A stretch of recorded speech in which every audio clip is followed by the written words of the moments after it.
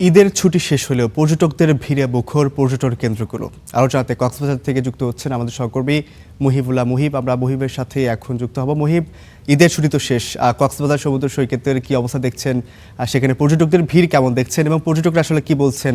যেহেতু আনন্দ উদযাপন করতে গিয়েছেন, সেখানে এই আনন্দ উদযাপন করতে গিয়ে তাদের কোনো ভোগান্তি পোহাতে হচ্ছে কিনা জানতে চাই। রৌফ, গেল 3 দিন ধরে পর্যটকরা কিন্তু কক্সবাজার ভ্রমণে আসছেন। বিশেষ করে গতকাল এবং তার আগের দিন বিপুল সংখ্যক মানুষ ছিল। আজকেও বিপুল সংখ্যক মানুষ রয়েছে, তবে কিছুটা কম।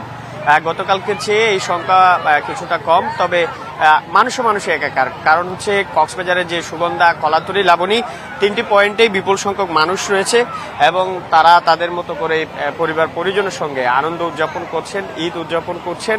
তবে দুঃখের কথা হচ্ছে, বা একটু আনন্দ উচ্ছ্বাসের মধ্যে একটি দুঃখের বার্তা হচ্ছে, গতকালকে কক্সবাজার সমুদ্র সৈকতের সুগন্ধা এবং লাবণী পয়েন্টের মাঝামাঝি স্থান থেকে ঢাকার লালবাগ এলাকার একজন লাবিব নামে এক যুবক তলিয়ে যায়। তার মরদেহ কিছুক্ষণ আগে কক্সবাজারের সমিতিপাড়া সমুদ্র পয়েন্ট থেকে উদ্ধার করেছে সিসেফ লাইফগার্ড কর্মীরা।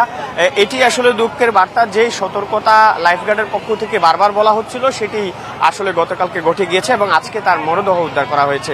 আপনি শেষে যে বিষয়টি বলেছেন, এবারে অভিযোগের সংখ্যাটা খুবই কম। আমরা পুলিশের সঙ্গে কথা বলেছি, জেলা প্রশাসনের যে নির্বাহী ম্যাজিস্ট্রেট এখানে সার্বক্ষণিক তদারকি করছিলেন, তার সঙ্গে আমরা কথা বলেছি।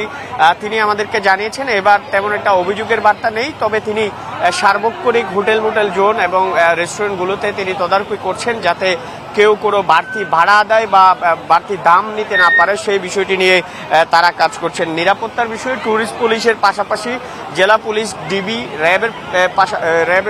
র্যাব সদস্যরাও কিন্তু কাজ করছে।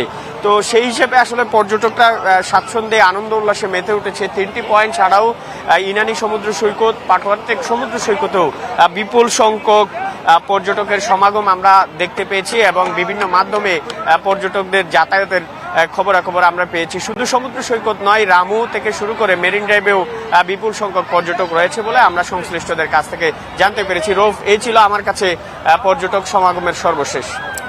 আপনাকে অসংখ্য ধন্যবাদ।